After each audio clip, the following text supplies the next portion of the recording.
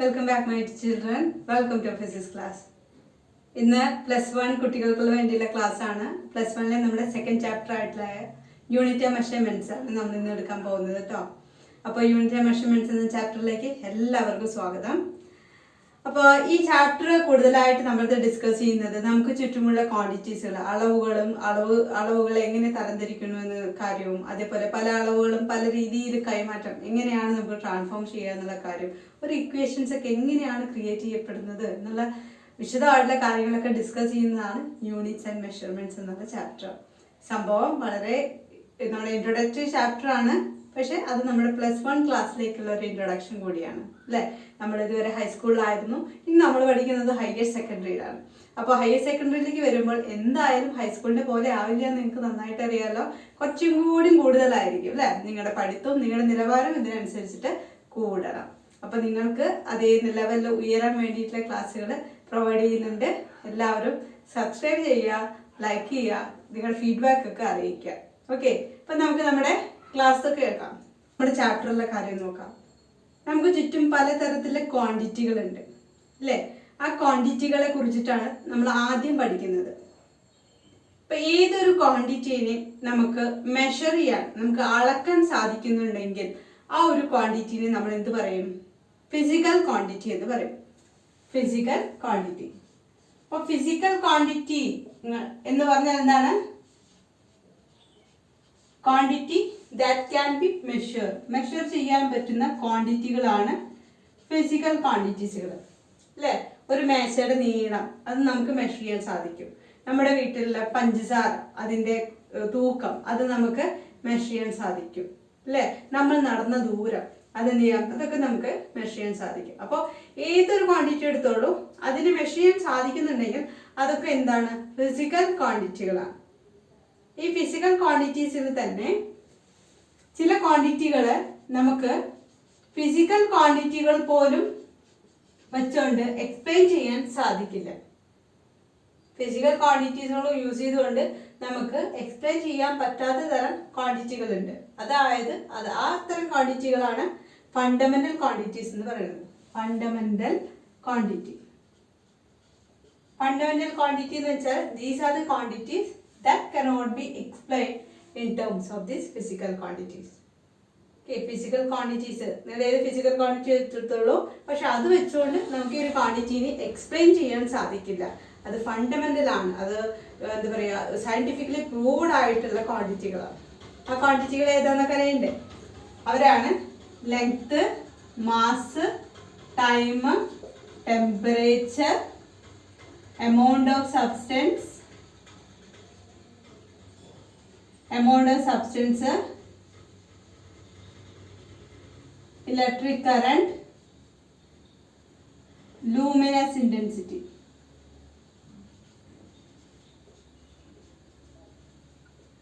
Okay, ഇതൊക്കെയാണ് fundamental quantity എന്ന് പറയുന്നത്. ഈ ക്വാണ്ടിറ്റികളുടെ പ്രത്യേകത എന്താണ്? ഒരു ഫിസിക്കൽ ക്വാണ്ടിറ്റി വെച്ചുകൊണ്ട് നമുക്ക് ഇതിനൊന്നും എക്സ്പ്ലെയിൻ ചെയ്യാൻ സാധിക്കില്ല. അപ്പോൾ ഇവന്മാര് ഭയങ്കര എന്താ പറയുക, ഫണ്ടമെന്റൽ ആയിട്ടുള്ള ആൾക്കാരാണ്, പ്രധാനികളായിട്ടുള്ള ആൾക്കാരാണ്. നമ്മുടെ സയൻസിൽ തന്നെ എല്ലാ യൂണിറ്റുകളും ഉത്ഭവിക്കുന്നത് ഈ ഒരു ഫണ്ടമെന്റൽ ക്വാണ്ടിറ്റീസിൽ നിന്നാണ്. അപ്പൊ അത് ഏതൊക്കെയാണ്? Length, mass, time, temperature, amount of substance, electric current, luminous intensity. മൊത്തം 7. ഓക്കെ, ഇനി ഈ ഫണ്ടമെന്റൽ ക്വാണ്ടിറ്റിയിൽ നിന്ന് ഉത്ഭവിക്കുന്ന മറ്റു ക്വാണ്ടിറ്റികളുണ്ട്. അപ്പൊ ഫണ്ടമെന്റൽ ക്വാണ്ടിറ്റിയിൽ നിന്ന് ഉത്ഭവിക്കുന്ന മറ്റു ക്വാണ്ടിറ്റികൾ എന്ന് പറയുന്നത്, ഒരു എക്സാമ്പിൾ എടുക്കാം. ഏരിയ അല്ലേ. ഏരിയ എന്ന് പറഞ്ഞാൽ എന്താണ്? വിസ്തീർണം. എങ്ങനെ കണ്ടെത്തും? ലെങ്ത് ഇൻറ്റു ബ്രെഡ്ത്ത് ആണ് അല്ലെ. ലെങ്ത് ഇൻറ്റു ബ്രെഡ്ത്ത് ആണ് ഏരിയ എന്ന് പറയുന്നത് അല്ലെ. അപ്പൊ ഇതിലെ ലെങ്ത് എന്ന് പറയുന്നത് മെഷർ ചെയ്യണത് എന്താണ്? ശരിക്കും മെഷറിംഗ് ദ ലെങ്ത് അല്ലെ. ലെങ്ത് ആണ് മെഷർ ചെയ്യുന്നത്. ലെങ്ത് പറഞ്ഞാൽ എന്താണ്? ഇറ്റ്സ് എ ഫണ്ടമെന്റൽ ക്വാണ്ടിറ്റി അല്ലെ.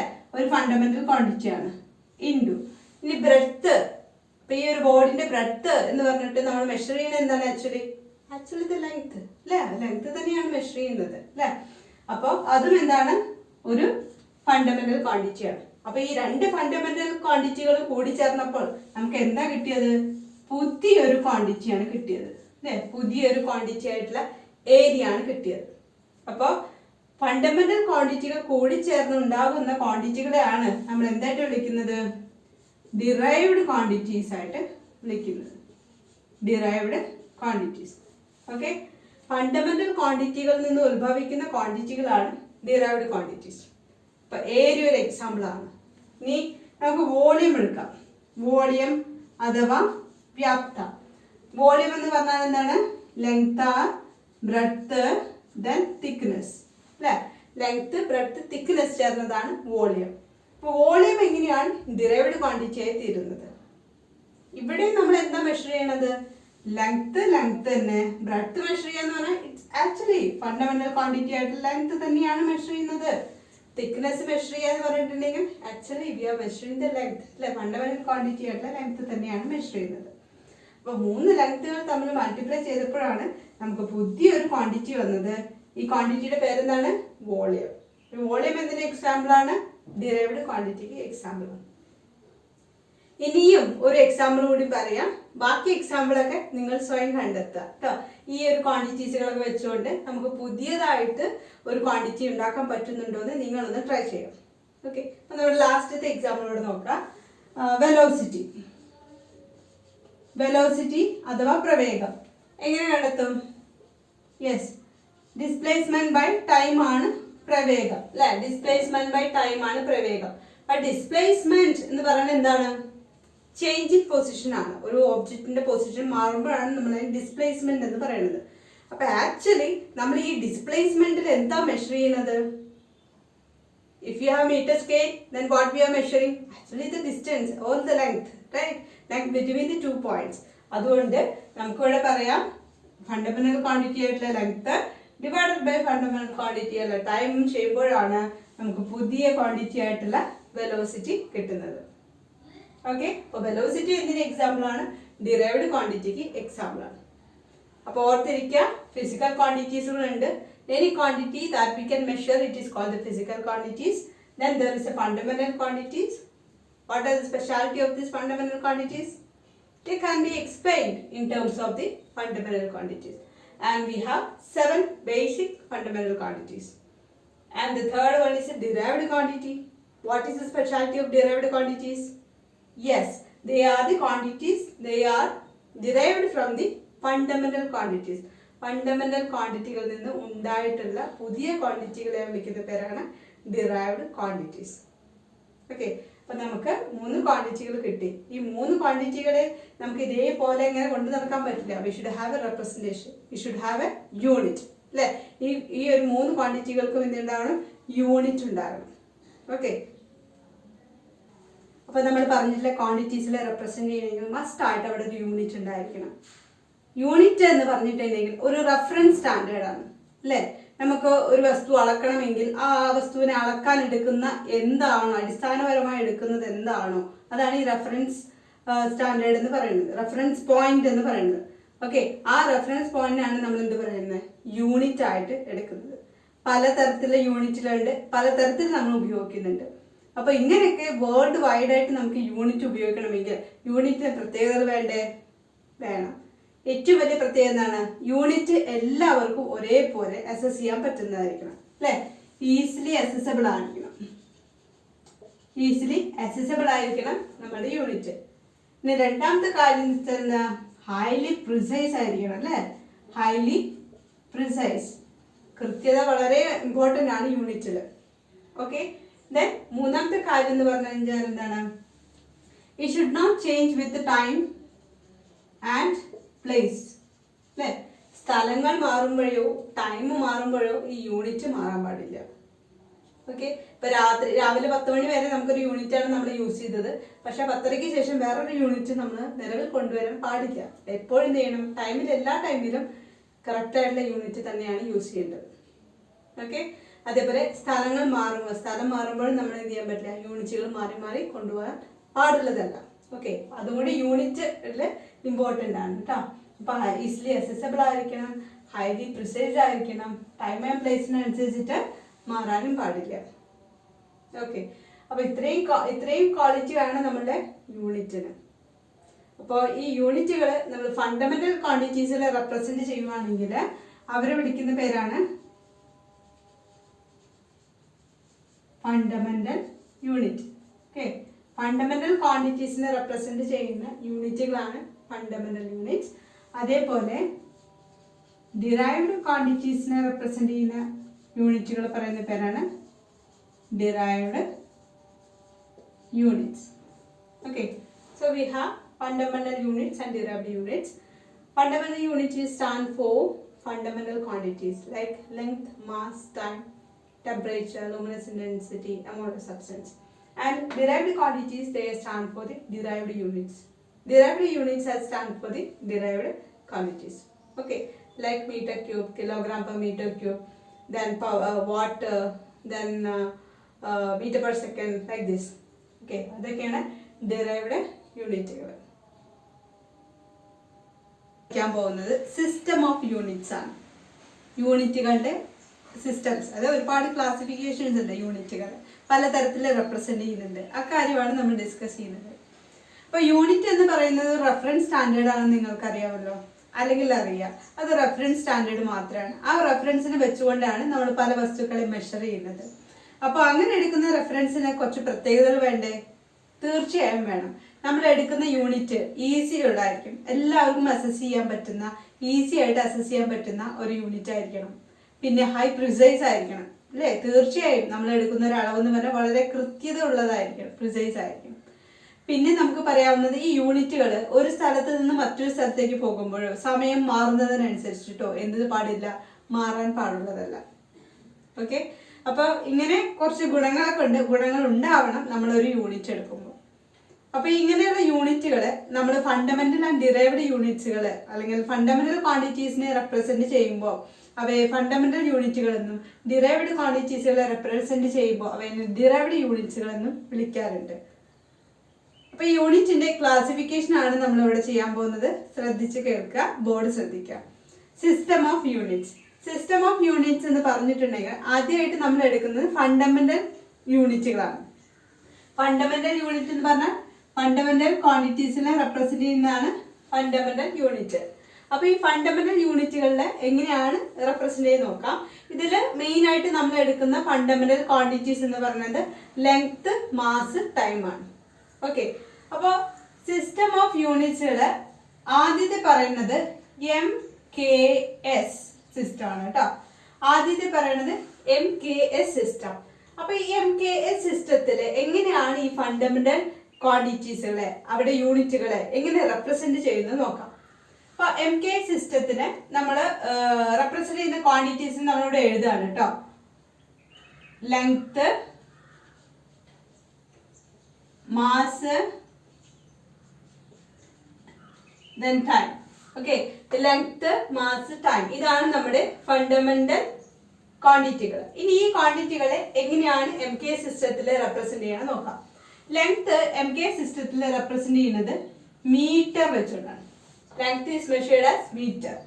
ഇനി മാസ് MKS സിസ്റ്റത്തിൽ മെഷർ ചെയ്യുന്നത് കിലോഗ്രാം യൂസ് ചെയ്തിട്ടാണ്, kilogram. Okay, then next is time. Time MKS സിസ്റ്റത്തിൽ റെപ്രസെന്റ് ചെയ്യുന്നത് സെക്കൻഡിലാണ്. ഓക്കെ, ഇപ്പൊ MKS സിസ്റ്റം എല്ലാവർക്കും പഠിച്ചിട്ടുണ്ടാവല്ലോ. MKS സിസ്റ്റത്തിലെ ഫണ്ടമെന്റൽ യൂണിറ്റുകൾ എങ്ങനെ അടയാളപ്പെടുത്തുന്നു? Metre, kilogram, second. ഇനി രണ്ടാമത്തെ നോക്കാം. രണ്ടാമത്തത് FPS സിസ്റ്റം ആണ്. FPS സിസ്റ്റം എന്ന് പറഞ്ഞിട്ടുണ്ടെങ്കിൽ ഈ സിസ്റ്റത്തിലെ ഫണ്ടമെന്റൽ ക്വാണ്ടിറ്റി ആയിട്ടുള്ള ലെങ്തിനെ മെഷർ ചെയ്യുന്നത് ഫൂട്ട് വെച്ചുകൊണ്ടാണ്. ഫൂട്ട് അതായത് അടി വെച്ച് നമ്മൾ എടുക്കുമല്ലോ. ഓക്കെ, ആ അളവാണ് നമ്മൾ FPS സിസ്റ്റത്തിൽ എടുക്കുന്നത്. അവിടെ മാസ് കണക്കാക്കുന്നത് പൗണ്ടിലാണ്, പൗണ്ട്. ഓക്കെ, ആൻഡ് ടൈം കണക്കാക്കുന്നത് സെക്കൻഡ്. ഓക്കെ, അപ്പൊ FPS സിസ്റ്റത്തിലെ ലെങ്ത്, മാസ്, ടൈം റെപ്രസെന്റ് ചെയ്യുന്നത് എങ്ങനെയാണ്? Foot, pound, second. ഇനി അടുത്ത സിസ്റ്റം എന്ന് പറയുന്നത് CGS സിസ്റ്റം ആണ്. CGS system. അപ്പൊ CGS സിസ്റ്റത്തിലുള്ള ഫണ്ടമെന്റൽ ക്വാണ്ടിറ്റികളെ എങ്ങനെ റെപ്രസെന്റ് ചെയ്യാൻ നോക്കാം. CGS സിസ്റ്റത്തിലാണെങ്കിൽ ലെങ്ത് നമ്മൾ മെഷർ ചെയ്യേണ്ടത് സെന്റിമീറ്ററിലാണ് കേട്ടോ. സെന്റിമീറ്ററിലാണ് നമ്മൾ ലെങ്ത് മെഷർ ചെയ്യേണ്ടത്. മാസ് നമ്മൾ മെഷർ ചെയ്യേണ്ടത് ഗ്രാമിലാണ്, ഗ്രാം. ഇനി ടൈം നമ്മൾ മെഷർ ചെയ്യേണ്ടത് സെക്കൻഡിലാണ്, സെക്കൻഡ്. ഓക്കെ, അപ്പൊ മനസ്സിലായല്ലോ. CGS സിസ്റ്റത്തിന്റെ പ്രത്യേകത ലെങ്ത് മെഷർ ചെയ്യുന്നത് സെന്റിമീറ്റർ, മാസ് മെഷർ ചെയ്യുന്നത് ഗ്രാം, ടൈം മെഷർ ചെയ്യുന്നത് സെക്കൻഡ്. ഇപ്പൊ ഇങ്ങനെ തന്നെ നിങ്ങൾ എഴുതിയിട്ട് നോട്ട് പുസ്തകത്തിലോ അല്ലെങ്കിൽ നിങ്ങൾ പഠിക്കുന്ന എന്ത് മെറ്റീരിയൽ ആണെങ്കിലും അതിൽ ഇതേമാതിരി നിങ്ങൾ എഴുതി വെച്ചിട്ടുണ്ടെങ്കിൽ കുറച്ചും കൂടി ഈസി ആയിരിക്കും പഠിക്കാനും, അതേപോലെ അതൊക്കെ ഡിഫർ ചെയ്യാനും, എങ്ങനെയാ അതൊക്കെ തമ്മിൽ വ്യത്യാസപ്പെട്ടിരിക്കുന്നത് മനസ്സിലാക്കാനും ഈസി ആയിട്ട് ക്യാച്ച് ചെയ്യാൻ പറ്റും. ഓക്കെ, അപ്പൊ ഇത് നോട്ട് ചെയ്ത് വെക്കുക. MKS system, FPGA system, CGS system, അതിൽ ലെങ്ത്, മാസ്, ടൈം എങ്ങനെ റെപ്രസെന്റ് ചെയ്യണം എന്നുള്ള കാര്യം. ഇനി അടുത്തതാണ് system of international unit, SI unit.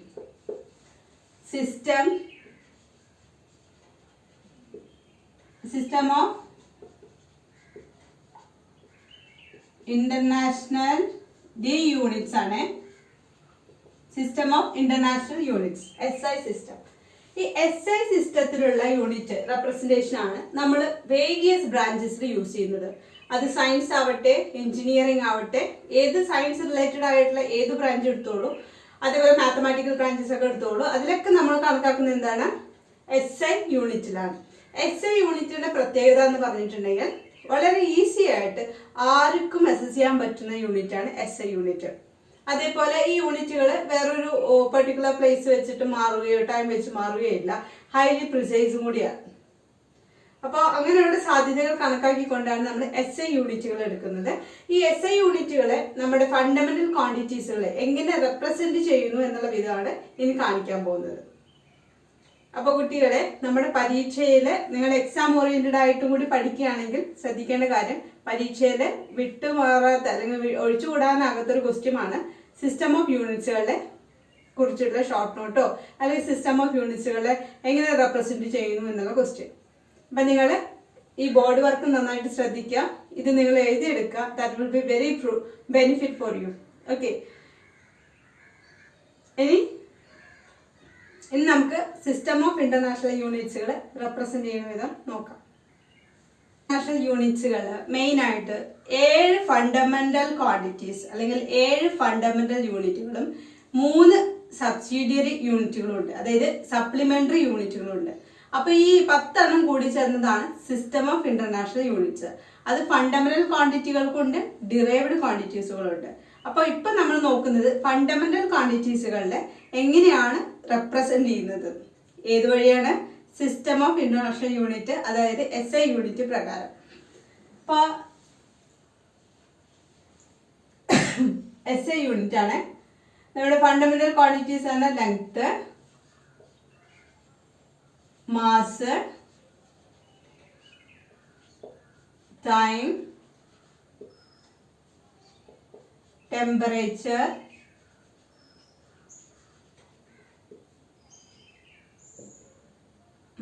luminous intensity,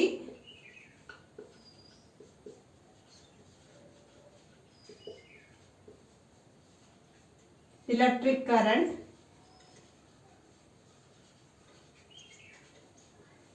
ഏഴാമത്തേത് amount of substance.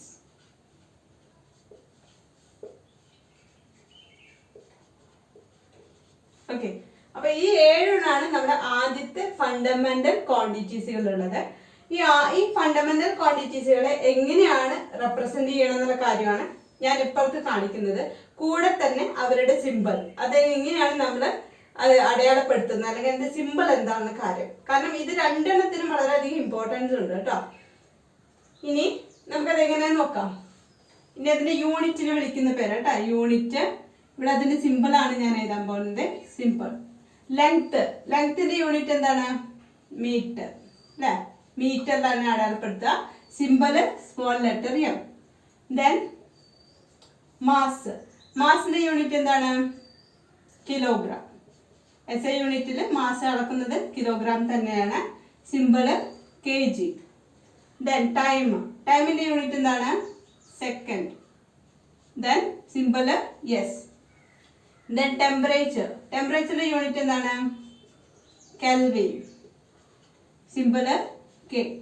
Then luminous intensity വെച്ചാൽ പ്രകാശ തീവ്രത അളക്കുന്നത് എന്തിലാണ്? കാൻഡേല പറഞ്ഞിട്ടുള്ള യൂണിറ്റ് വെച്ചിട്ടാണ്. അതിന്റെ simple CD. Then electric current പ്രവാഹ തീവ്രത എങ്ങനെ ഉണ്ടാക്കും? യെസ്, അതിന്റെ unit ampere. Simple A, capital letter A. Then amount of substance. Amount of substance എന്ന് പറഞ്ഞിട്ടുണ്ടെങ്കിൽ എന്താണ്? യൂണിറ്റ് എന്ന് പറഞ്ഞത് മോൾ ആണ്. മോൾ, അതിന്റെ സിമ്പിൾ MOL. ഓക്കെ, അപ്പൊ ഇതാണ് നമ്മുടെ 7 ബേസിക് ഫണ്ടമെന്റൽ ക്വാണ്ടിറ്റീസുകളും അതിന്റെ യൂണിറ്റുകളും അതിന്റെ സിമ്പിൾ റെപ്രസെന്റേഷനും. ഓക്കെ, അപ്പൊ SI യൂണിറ്റിലെ ആദ്യത്തെ 7 ഫണ്ടമെന്റൽ ക്വാണ്ടിറ്റീസുകൾ നിങ്ങൾ പഠിച്ചു കഴിഞ്ഞു. അത് എങ്ങനെയാണ് റെപ്രസെന്റ് ചെയ്യണമെന്ന് നിങ്ങൾ പഠിച്ചു കഴിഞ്ഞു.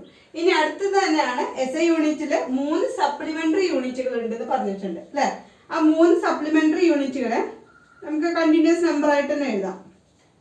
ഒന്ന് ആംഗിള്, രണ്ടാമത്തത് സോളിഡ് ആംഗിൾ, മൂന്നാമത്തത് radio activity. Angle, solid angle, radio activity. ഇതാണ് നമ്മുടെ 3 സപ്ലിമെന്ററി ക്വാണ്ടിറ്റികൾ അല്ലെങ്കിൽ സപ്ലിമെന്ററി യൂണിറ്റുകൾ ഉണ്ടാവുന്നത്. ആംഗിളിനെ നമ്മളുടെ യൂണിറ്റ് ആയിട്ട് എടുക്കുന്നത് റേഡിയൻ ആണ്. റേഡിയൻ അതിനെ റെപ്രസെന്റ് ചെയ്യുന്നത് RAD, radian. Then solid angle ആണെങ്കിൽ അത് സ്റ്റിറേഡിയൻ,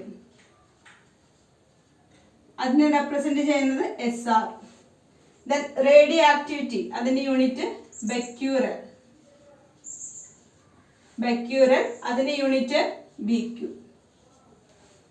ഓക്കെ, അപ്പൊ എളുപ്പമായല്ലോ. നമ്മുടെ ഫണ്ടമെന്റൽ ക്വാണ്ടിറ്റീസുകളെ എങ്ങനെയാണ് SI യൂണിറ്റിൽ റെപ്രസെന്റ് ചെയ്ത് മനസ്സിലായല്ലോ. വളരെ ഈസിയാണ് കേട്ടോ. എന്തൊക്കെയാണ് ഫണ്ടമെന്റൽ ക്വാണ്ടിറ്റീസ് എന്ന് പഠിച്ചു വെക്കുക, അതിന്റെ യൂണിറ്റുകൾ പഠിച്ചു വെക്കുക, സിമ്പിൾ കൂടി പഠിച്ചു വെക്കുക. എല്ലാം പാടെ ഒരുമിച്ച് കാണുമ്പോൾ ചിലപ്പോൾ നിങ്ങളുടെ ഉള്ളിൽ ഒരു ഭയമൊക്കെ വരും. ഇതൊക്കെ എങ്ങനെ ഞാൻ പഠിച്ചു തീർക്കുന്നു? ഒരു പ്രശ്നമില്ല, അതൊക്കെ ഈസി ആയിട്ട് പഠിക്കാൻ പറ്റാവുന്നതാണ്. നിങ്ങൾക്ക് ഒരുപാട് ക്വാണ്ടിറ്റീസുകൾ ഇനിയും വരുന്നുണ്ട്, വഴിയായിട്ട് പഠിക്കാനുണ്ട്. അപ്പൊ എല്ലാം ഒറ്റയടിക്ക് പഠിക്കാന്ന് പറഞ്ഞിട്ടുണ്ടെങ്കിൽ നമ്മളെ കൊണ്ട് ചിലപ്പോൾ സാധിച്ചെന്ന് വരില്ല. അപ്പൊ എന്ത് ചെയ്യണം? ഏതെങ്കിലും 10 വീതം പഠിക്കുക. ഓരോ ദിവസം 10 ക്വാണ്ടിറ്റീസ് വീതം പഠിക്കാം.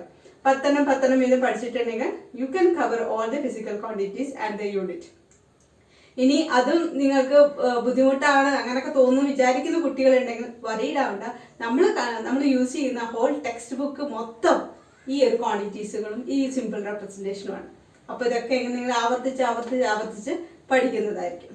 ഓക്കെ, അപ്പോൾ ചെയ്യാൻ പോകുന്നത് SI സിസ്റ്റത്തിൽ തന്നെ ഡിറൈവ്ഡ് ക്വാണ്ടിറ്റീസുകളെ അവരുടെ യൂണിറ്റുകൾ എങ്ങനെ റെപ്രസെന്റ് ചെയ്യുക എന്നുള്ള കാര്യമാണ്. അപ്പൊ ഞാനിവിടെ ബോർഡിൽ കുറച്ച് ഡിറൈവ്ഡ് ക്വാണ്ടിറ്റീസുകൾ ഞാൻ എഴുതി വെച്ചിട്ടുണ്ട്. അപ്പൊ അതിന്റെ കറസ്പോണ്ടിങ് ആയിട്ടുള്ള യൂണിറ്റും സിമ്പിളാണ് നമ്മളിവിടെ ചെയ്യാൻ പോകുന്നത്. നിങ്ങൾക്ക് ഇതിലധികം യൂണിറ്റുകൾ ടെക്സ്റ്റ് ബുക്ക് നോക്കിയാൽ മനസ്സിലാവും, ടെക്സ്റ്റ് ബുക്കിലുണ്ട്. പക്ഷെ നമ്മൾ ഇപ്പൊ എടുക്കുന്നത് മെയിൻ ആയിട്ട് വരാവുന്ന അല്ലെങ്കിൽ എപ്പോഴും ചോദിക്കുന്ന കുറച്ച് ഡിറൈവ്ഡ് ക്വാണ്ടിറ്റീസുകളാണ് കേട്ടോ.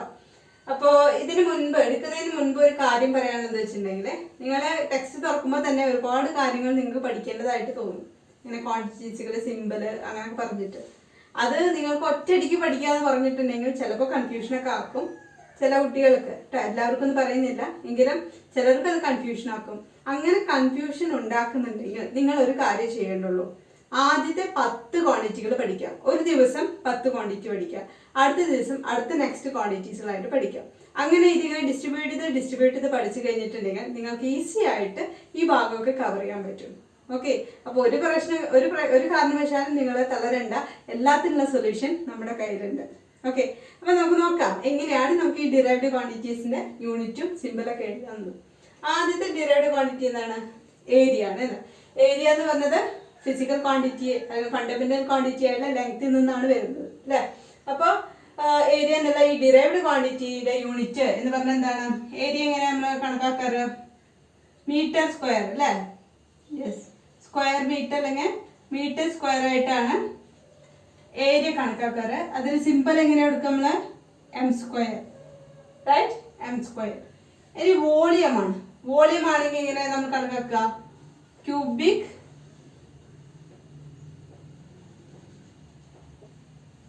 ക്യൂബിക് മീറ്റർ ആണ് അല്ലെ? ക്യൂബിക് മീറ്റർ ആണ് നമ്മൾ എന്താണ് വോളിയം എന്ന് പറയുന്നത്. അത് നമ്മൾ എങ്ങനെ കണക്കാക്കാം? M³ cubic metre. ഡെൻസിറ്റി എന്ന് പറഞ്ഞാൽ എന്താ? മാസ് പെർ യൂണിറ്റ് വോളിയം ആണ് ഡെൻസിറ്റി അല്ലെ? അപ്പൊ അതിന്റെ യൂണിറ്റ് എന്ന് പറയുന്നത് കിലോഗ്രാം പെർ ക്യൂബിക് മീറ്റർ ആണ്. കിലോഗ്രാം പെർ ക്യൂബിക് മീറ്റർ ആണ് നമ്മുടെ ഡെൻസിറ്റി. അതിന് സിമ്പിൾ എങ്ങനെ എഴുതും നമ്മൾ? Kilogram per metre cube. Okay, that's a simple stand for density. ഇനി അടുത്തത് വെലോസിറ്റി ആണ്. വെലോസിറ്റി എന്താ? വെലോസിറ്റി യൂണിറ്റ് എന്താണ്? മീറ്റർ പെർ സെക്കൻഡ് അല്ലേ? വെലോസിറ്റി യൂണിറ്റ് ആണ് മീറ്റർ പെർ സെക്കൻഡ്. അത് നമ്മൾ സിമ്പിൾ എങ്ങനെ എഴുതാം? m/s അല്ലേ? Metre per second. ഇനി അടുത്തത് ആക്സിലറേഷൻ ആണ്. ആക്സിലറേഷൻ എന്ന് പറയുന്നത് വെലോസിറ്റിയിൽ നിന്ന് തന്നെ ഉണ്ടാവുന്നതാണ് അല്ലേ? വെലോസിറ്റിയിൽ തന്നെ ഉണ്ടാവുന്ന ക്വാണ്ടിറ്റി ആണ്. And it is a derived quantity. അതുകൊണ്ട് തന്നെയാണ് അതിനെ ഡിറൈവ്ഡ് ക്വാണ്ടിറ്റി എന്ന് പറയുന്നത്.